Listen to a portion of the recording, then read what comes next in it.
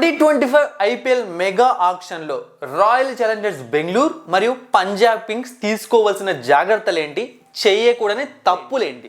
First మీకు doubt వస్తుంది, ఎందుకు వీళ్ళ గురించి మాత్రమే డిస్కస్ చేస్తున్నాము అని. ఆర్సీబీ గురించి ఎందుకు డిస్కస్ చేస్తున్నామో ప్రపంచం మొత్తానికి తెలుసు. విరాట్ కోహ్లీ ఆర్సీబీ టీంలో ఉండడం, ఆ టీం కప్పు కొట్టకపోవడం. సో ఇదే పెద్ద ప్రాబ్లం. అందుకే ఆ ఫోకస్ అనేది ఎక్కువగా ఉంటుంది కోహ్లీ వల్ల. ఇక పంజాబ్ కింగ్స్ టీం గురించి ఎందుకు మనం ఇంతగా డిస్కస్ చేస్తున్నాము అంటే, సీజన్కి ఇంప్రూవ్మెంట్ లేకపోవడం. ఎక్కడ వేసిన గొంగలు అక్కడే అన్నట్టుగా ఆ పాయింట్స్ టేబుల్లో 5, 6, 7 ఈ పొజిషన్స్ వాళ్ళు మారరు. ఏ మ్యాచ్ గెలుస్తారో తెలియదు, ఏ మ్యాచ్ ఓడిపోతారో తెలియదు. అలా అని చెప్పి మంచి ప్లేయర్స్ ఉంటారంటే ఫెంటాస్టిక్ ప్లేయర్స్ ఉంటారు. సో అందుకే రెండు టీమ్స్ మీద కొంచెం ఫోకస్ ఎక్కువగా ఉంటుంది. అయితే అతి ఎక్కువ ఫోకస్ ఉండేది ఆర్సీబీ పైనే, తర్వాతే పంజాబ్ కింగ్స్ ఏదో ఇంకొక ప్లేస్లో ఉంటుంది. మిగతా టీమ్స్ కొన్ని ఉన్నాయి కప్పు కొట్టనివి, బట్ ఆ టీమ్స్లో ఇంప్రూవ్మెంట్ కనిపిస్తోంది. ప్లే ఆఫ్స్కి దగ్గరికి వెళ్ళడము, లేకుంటే బాగా పర్ఫామ్ చేయడము, ఒక సీజన్ ఫెయిల్ అవ్వడము, ఒక సీజన్ బాగా పర్ఫామ్ చేయడము, ఇలాంటివి జరుగుతున్నాయి. కాబట్టి ఆ టీమ్స్ పైకి ఫోకస్ వెళ్ళట్లేదు.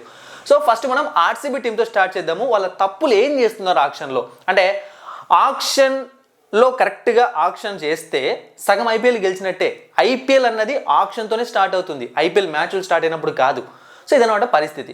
సో వెంటనే తెలుగు బస్ టెలిగ్రామ్ ఛానల్లో జాయిన్ అవ్వండి. డిస్క్రిప్షన్ బాక్స్లో లింక్ ఉందన్నమాట. అంటే ఆక్షన్ రోజు మీకు live updates minute to minute నేను అక్కడ ప్రొవైడ్ చేస్తాను. సో ఆర్సీబీ ఆక్షన్లో చేస్తున్న మిస్టేక్స్ ఏంటి? అందరికీ తెలిసిన మిస్టేక్, ఫస్ట్ మిస్టేక్ చెప్తాను, తర్వాత తెలియని మిస్టేక్స్ చెప్తాను. స్టార్స్ వెనక పడ్డం. ఒక మంచి అమౌంట్తో ఆక్షన్కి వెళ్ళి స్టార్ ప్లేయర్స్ని తీసుకొని వచ్చి ఆక్షన్లో పెట్టుకోవాలనుకుంటారు, టీంలో పెట్టుకోవాలనుకుంటారు. అది పెద్ద తప్పు. ఎందుకంటే స్టార్ ప్లేయర్స్ ఎప్పుడు కప్పుని తెచ్చి పెట్టరు. అండ్ ఇంకొకటి ఏంటి అంటే, విరాట్ కోహ్లీ టీంలో ఉండగా ఇంకా స్టార్స్ ఎందుకు మీకు? విరాట్ కోహ్లీ కన్నా పెద్ద స్టార్ ఉంటాడా? అంటే కొన్ని టీమ్స్ ఉంటాయన్నమాట. ఎందుకు స్టార్ ప్లేయర్స్ని తీసుకుంటారు అంటే, బ్రాండ్ వాల్యూని పెంచుకోవడానికి. సో మీకు ఆ బాధ మీకు అవసరం లేదు. కోహ్లీనే మీకు బ్రాండు, కోహ్లీనే ఫేసు. సో కాబట్టి మంచి ప్లేయర్స్, అండర్ రేటెడ్ ప్లేయర్స్ పైన ఫోకస్ చేయండి. For example Gujarat last season పక్కన పెట్టండి, ఎందుకంటే కొన్నిసార్లు ఏ టీం అయినా ఫెయిల్ అవుతూ ఉంటుంది. అంతకుముందు బిఫోర్ 2 సీజన్స్ చూడండి, వాళ్ళ టీం మొత్తంలో ఎంతమంది స్టార్ ప్లేయర్స్ ఉన్నారు, కానీ వాళ్ళు ఎలా పర్ఫామ్ చేశారు? మొత్తం అందరూ అండర్ రేటెడ్ ప్లేయర్సే. సో అలాంటి టీంని బిల్డ్ చేయాలి, ఒక కప్పు కొట్టాలి, ఒక ట్రోఫీ కొట్టాలి అంటే. ఇక నెక్స్ట్ వీళ్ళు చేసే అతి పెద్ద తప్పు ఏంటి అంటే, వాళ్ళ గ్రౌండ్కి సెట్ అయ్యే బౌలర్స్ని తీసుకోకపోవడం. ఎందుకంటే చిన్నస్వామి స్టేడియం బేసిక్గా బ్యాటింగ్ వికెట్, చిన్న గ్రౌండు, ఏ టీం వాళ్ళైనా ఇక్కడ బాగా పర్ఫామ్ చేస్తారు. సో అలాంటప్పుడు అది కొంచెం కష్టమైన విషయమే ఆర్సీబీ వాళ్ళ హోమ్ గ్రౌండ్లో గెలవడం అనేది. సో మంచి బౌలర్స్ టీంలో ఉండాలి. ఎందుకంటే మంచి బౌలర్స్ టీంలో ఉంటే మీరు కొట్టిన స్కోర్ని డిఫెండ్ చేయడమో, లేకుంటే మీరు ఒకవేళ వాళ్ళు మిగతా టీంని తక్కువగా ఆల్అౌట్ చేయడమో ఇలాంటివి జరుగుతాయి. అలా లేకుండా మీరు ఎక్కువగా ఈ స్టార్ బౌలర్స్ కోసం వెళ్ళడము, సో అంటే అండర్ రేటెడ్ బౌలర్స్ కోసం వెళ్ళకుండా ఎవరెవరినో టీంలోకి తీసుకోవడము. అంటే కొన్నిసార్లు ఏమవుతుందంటే, మంచి బౌలర్స్కి దగ్గర వరకు వెళ్తారనమాట. దగ్గర వరకు 1 కోటి 2 కోట్లు పెడితే వచ్చేస్తారు వాళ్ళు. ఆ టైంలో ఎక్కువకి వెళ్ళిపోయారులే అని చెప్పి వదిలిపెట్టడము, ఇంకా ఎందుకు పనికిరాని బౌలర్స్ టీంలోకి తీసుకొని రావడము. For example last year Alzarri Joseph, అతనేం వేస్ట్ బౌలర్ కాదు, మంచి బౌలరే, ఆ టైంకి ఫామ్లో లేడు, కానీ ఎక్కువ ప్రైస్ పెట్టారు. సో అవసరం లేని ప్లేయర్స్కి ఎక్కువ ప్రైస్ పెడతారు. అండ్ ఇంకొక ఎగ్జాంపుల్ చెప్తాను, యుజ్వేంద్ర చాహల్ని వదిలేశారు వీళ్ళు, అంటే టీంలో నుంచి. ఇది ఇప్పుడు జరిగింది కదా, చాలా ఇయర్స్ బ్యాకే. ఎలా వదిలేశారు? చిన్నస్వామి స్టేడియంలో one of the best spinner అనమాట వికెట్స్ తీసుకోవడంలో. చిన్నస్వామి స్టేడియంలో స్పిన్నర్స్ వికెట్స్ తీసుకోవడం అంత ఈజీ కాదు. చాలా అగ్రెసివ్గా బౌలింగ్ ఉండాలంటే, డిఫరెంట్ మైండ్ సెట్ ఉండాలి అక్కడ వికెట్స్ తీసుకోవాలి అంటే. అలాంటి బౌలర్. సో చాహల్ని ఎప్పుడైతే వదిలేశారో అప్పటి నుంచి వీళ్ళ టీంలో బెస్ట్ స్పిన్నర్ అన్న పేరు కనిపించట్లేదు.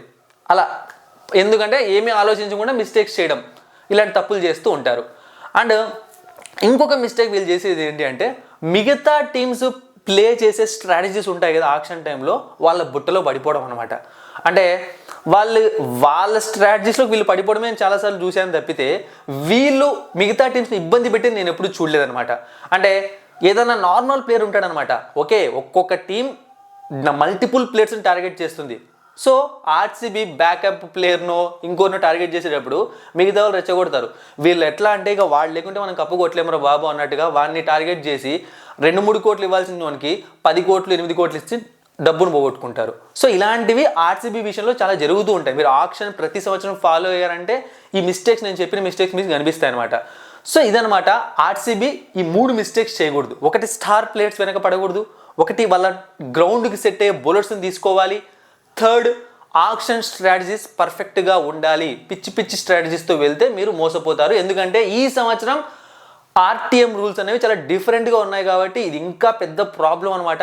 ఏ టీం ఎలా ఉంటుందో తెలియదు, అంటే ఏ టీం ఈ ఆర్టీఎం టెస్ట్ పాస్ అవుతుందో చూడాలి. అయితే లాస్ట్ కొన్ని ఇయర్స్గా ఇంప్రూవ్ అయింది ఆ ఆక్షన్ అనేది, అంటే ఇంతకు ముందుతో పోలిస్తే బెటర్ ఆర్సీబీ. సో ఇంకా ఇంప్రూవ్ చేసుకోవాలి.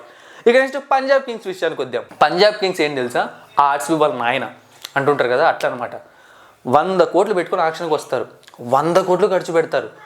టీంలోకి ఎలాంటి ప్లేయర్స్ని తీసుకుంటారు తెలుసా, బ్యాకప్ స్టార్ ప్లేయరే ఉంటాడు, ఆడేవాడు స్టార్ ప్లేయరే ఉంటాడు.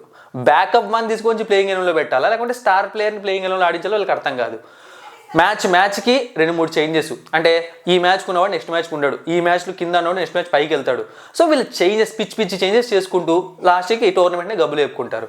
వీళ్ళు ఏ మ్యాచ్ గెలుస్తారో తెలియదు, ఏ మ్యాచ్ ఓడిపోతారో తెలియదు. ఎందుకంటే ఒక పర్ఫెక్ట్ టీం అనేది వీళ్ళకి ఉండదు అనమాట. పిచ్చి టీం ఉంటుంది, మంచి ప్లేయర్సే ఉంటారు టీం మొత్తం. అది మళ్ళీ ఇక ట్విస్ట్. ఇంకొకటి ఏంటి అంటే 100 కోట్లు ఇప్పటికి సెకండ్ టైం 100 కోట్లతో వస్తుంది. మ్యాక్సిమం నెంబర్ ఆఫ్ టైమ్స్ తీసుకున్నాము అంటే అతి ఎక్కువ డబ్బుతో పంజాబ్ కింగ్స్ ఆక్షన్కి వెళ్ళి ఉంటుంది చాలాసార్లు. ఒక మంచి కెప్టెన్ని పెట్టుకోలేకపోతున్నారు. ప్రతి సంవత్సరం ఎవరో ఒకరిని తీసుకోవడం ఆక్షన్లో, వాళ్ళని కెప్టెన్ని పెట్టడం. అలా కాదు కదా ఆక్షన్ అంటే, ఒక మంచి కెప్టెన్ని బిల్డ్ చేసుకోవాలి, అతని మీద నమ్మకం పెట్టాలి. కనీసం ఒక 4-5 సీజన్స్ కేఎల్ రాహుల్ అప్పుడు కంటిన్యూ చేశారు కదా, అట్లా ఇంకొకరిని ట్రై చేయండి. అది ఆ పని చేయలేకపోతున్నారు. ఒక కెప్టెన్ లేకుంటే ఎంత మంచి టీం ఉన్నా ఆ టీం ముందుకు కదలదు. మనం అనుకుంటాం అరే టీం బాగుంటే నడిచిపోతుందని చెప్పి, అది కొంచెం కష్టమైన పనే, అంత ఈజీ కాదు. అది కొన్నిసార్లే వర్కౌట్ అవుతుంది. సో ఇదనమాట. అండ్ ఇంకొకటి ఏంటి అంటే వీళ్ళ ఆక్షన్ స్ట్రాటజీస్ కూడా చాలా భయంకరంగా ఉంటాయి అనమాట. ఫర్ సపోజ్ ఆక్షన్లోకి హర్షదీప్ సింగ్ని వదిలిపెట్టారు. ఒక్క సీజన్ అయిన శశాంక్ సింగ్, అది కూడా బై మిస్టేక్గా శశాంక్ సింగ్ వచ్చాడనమాట. శశాంక్ సింగ్ టీంలోకి మీకు గుర్తుంటే ఆక్షన్, అతన్ని నమ్మకం పెట్టారు. ప్రతి సీజను బాగా పర్ఫామ్ చేసి హర్షదీప్ సింగ్ని పక్కన పెట్టారు. ఓకే ఫెయిల్ అయ్యాడేమో కొన్ని మ్యాచ్లు, కానీ Harshdeep sing one of the best T20 bowler present. ఎలా బౌలింగ్ చేస్తున్నాడు ఆక్షన్లో చూడండి. తన ప్రైస్ ఎక్కడికి వెళ్తుందో, మీరు అతను కొనడం కూడా కష్టం అనమాట. మీ దగ్గర డబ్బు ఉండొచ్చు కానీ ఎక్కువ పెట్టాల్సి వస్తుంది. మీకు వీళ్ళ ఆక్షన్ స్ట్రాటజీ ఒకటి గుర్తుంటే, షారుఖ్ ఖాన్ని రిటైన్ చేసుకున్నారు, తక్కువకి రిటైన్ చేసుకున్నారు, మళ్ళీ ఆక్షన్లోకి రిలీజ్ చేసి ఒకసారి 9 crores కొనుక్కున్నారు. అంటే రిటైన్ చేసుకున్న అమౌంట్ కన్నా ఎక్కువ పెట్టి కొనుక్కున్నారు. సో ఈ విధంగా పిచ్చి స్ట్రాటజీస్ ఉంటాయన్నమాట. ఇది ఒక తప్పు వీళ్ళు చేసేది. సో ఇలాంటి తప్పులు పంజాబ్ కింగ్స్ చేస్తూ ఉంటుంది. సో మరి ఈ తప్పులు ఈ సంవత్సరం చేయకుండా ఉంటే ఈ రెండు టీమ్స్ కొంచెం టోర్నమెంట్లో ఇంప్రూవ్ అవ్వడమో, లేకుంటే ఆర్సీబీ కప్పు కొట్టడం. ఎందుకంటే పంజాబ్ కింగ్స్ కప్పు కొట్టాలంటే చాలా ప్లాన్స్ చేయాలన్నమాట. ఆక్షన్ స్ట్రాటజీలు అంత ఈజీ కాదు. అయితే వాళ్ళ దగ్గర ఆ దమ్ము కాదు కానీ ఆ డబ్బు ఉంది. సో ఆ డబ్బు ధైర్యం ఉందన్నమాట. అన్ని కోట్లు ఉన్నప్పుడు ఒక మంచి టీంని బిల్డ్ చేసుకోగలరు వాళ్ళు అనుకుంటే. మరి చూద్దాం ఏం జరుగుతుందో.